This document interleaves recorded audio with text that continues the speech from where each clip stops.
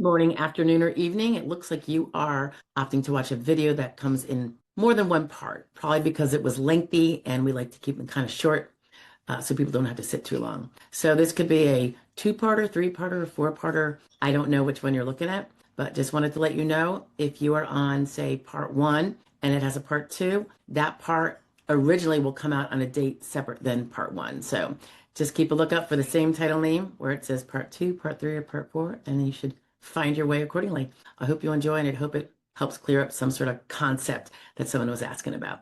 I'll see you later. Bye-bye now. This one is, I know we've probably talked about this elsewhere. If you make statements or it shows up in the documentation that you are purposely trying to obtain a disability benefit, or you say something like, no, doc, I can't work because I'm trying to get disability. You don't not work because you're trying to get disability. If you're not working, it's because you can't, or you have a severe medical problem that you're trying to address and is taking up all your time, inconsistent with being able to show up for work, at the very least. Anything suggesting you are doing something or saying something for the purpose of secondary gain is not going to shed a nice light on you. It's probably one of the reasons, and I have this in a video or two elsewhere, guys. I don't recommend you even tell your doctor you are filing for disability. There are some rare instances when you can. And this is my opinion. Keep it close to the vest. Loose lips sink ships. And there are medical providers who are extremely biased against people who file for Social Security disability. Some of them actually don't know the difference between SSD and SSI, and they have a problem with SSI, but not SSD. They falsely perceive that people that file for SSI are lazy and didn't work. Not often the truth, often very, very false. But there are reasons why some people can only file for SSI, and it has nothing to do with either of the above, and either of the above are often not even true. But they're not educated in this. They're just doctors or nurses or whatever. They have their specialty. They don't understand and they don't know. So then they have this bias. So that's why I say loose lips sink ships. Keep it to yourself, just be smart about things. Another red flag could be if a medical source or consultative examiner, I know nobody wants to hear that, explicitly identifies suspected malingering or exaggeration. I have seen that where it's not that often, but I have seen it more than, I've probably seen it at least a handful of times where a consultative examiner says something, might not use those words, but it's definitely trying to say the same thing. I had one that wasn't that long ago, maybe in the last year, say something to the effect of, there is zero reason why this person can't do a full-time job either standing or sitting down, which is basically saying he's lying his butt off, right? So that was really offensive. I actually reported him on it.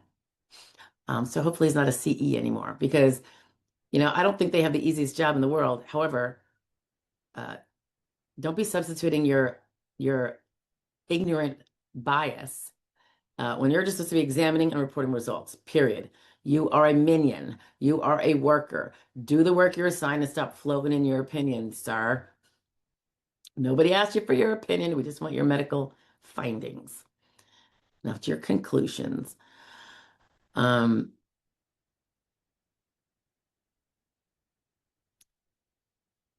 thing that I think is important for representatives to do, and I'll just touch on it here, even though you guys are probably not the representatives and you're the claimants, but I think the representatives do have to, particularly by hearing, ensure that the medical record is consistent with the symptoms presentation and address any inconsistencies. I'm telling you, by and large, inconsistencies all have a reasonable explanation. And often it's because of misreporting by the provider, but that's the time to, get that under grips. And at the very least, also have the client prepared. So if the judge asks about the inconsistencies or the questionable, things in there, the client is already familiar with it and knows the answer, has thought about it and says, yeah, judge, that's because of blah, blah, blah. an explanation. Um, when we can, we try to obtain the treating provider's statements explaining limitations, corroborating the symptoms and the functional impact. But as most of you know, that is usually not possible because most providers will not provide that kind of assistance. They won't do more than what their basic bare bones need is under their medical rules, I suppose, in terms of reporting what they did that day with treatment. I think it's kind of pathetic, but it is the way it is. Then you have your gem of providers who are very willing to do that. I think because A, they're caring people, but also because they recognize that it's their weak records, weak, WEAK, that created the problem to begin with, where nobody knows where the functional limitations are because you, Mr. Doctor, did not do a very good job in reporting the condition of your own patient.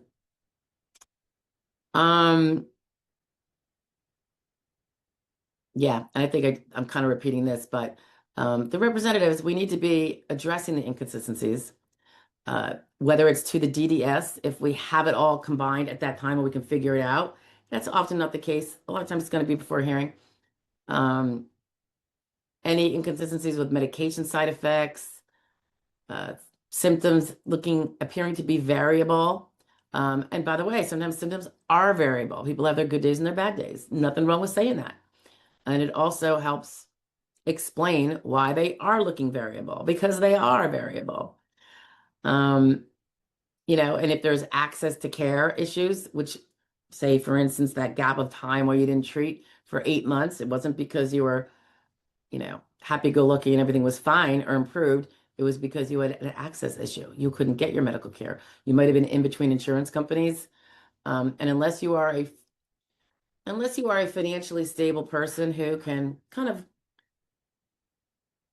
pull yourself up and get a visit or two in there, notwithstanding. And maybe many people can, but a lot of people can't. So it's something that's important and something that should be perhaps put into a brief, if not otherwise stated on the record to the judge. In the end, and this is important of the briefs too, for those that do them, whether it's you as a claimant or the representative, you want the briefs to be just clean, to the point, no exaggeration, no objective mix matches in there, and to really drive home the patient's efforts to have complied with treatment if they have some apparent non-compliant periods of time.